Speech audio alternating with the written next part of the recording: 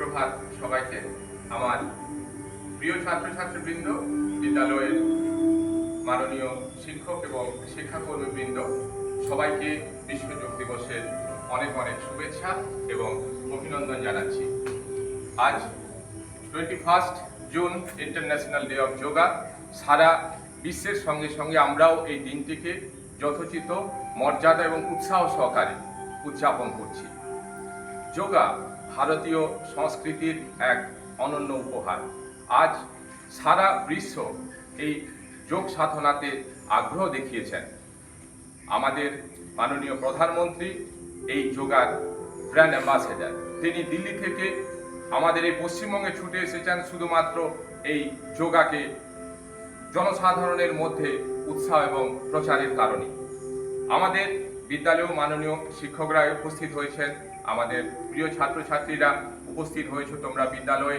শুধুমাত্র যোগ সাধনার সুফল যে কতখানি সেইটা আমাদের সবার মধ্যে এই আগ্রহটা প্রচারের উদ্দেশ্যে কিন্তু আজকে আমাদের এই আনুষ্ঠানিকভাবে যোগা দিবস আমরা উদযাপন করছি।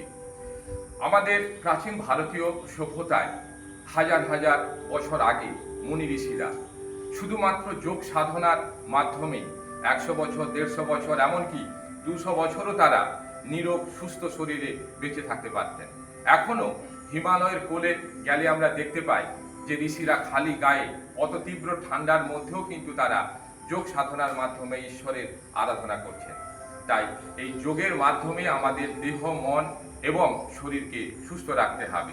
যোগ সাধনার মাধ্যমে দেহ, মন এবং আমাদের আত্মা এক সূত্রে গাঁথা থাকে। ছাত্রছাত্রীদের জন্য এই যোগাভ্যাস খুবই জরুরি।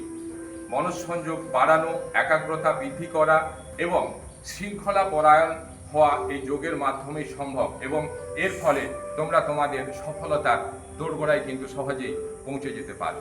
শুধুমাত্র একটা দিনের মধ্যে এই যোগ অভ্যাসটাকে সীমাবদ্ধ রাখা যাবে না। আমাদের শিক্ষা ব্যবস্থার মধ্যেও এই যোগ সাধনাকে অন্তর্ভুক্ত করতে হবে। তবে সারা বছর ধরে আমাদের ছাত্রছাত্রীরা যোগাভ্যাস করবে এবং এই যোগাভ্যাসের মধ্য দিয়ে তারা তাদের কাঙ্ক্ষিত লক্ষ্যে সহজেই পৌঁছাতে পারবে এবং সুস্থ সবল শরীরে তারা জীবন অতিবাহিত করতে পারবে।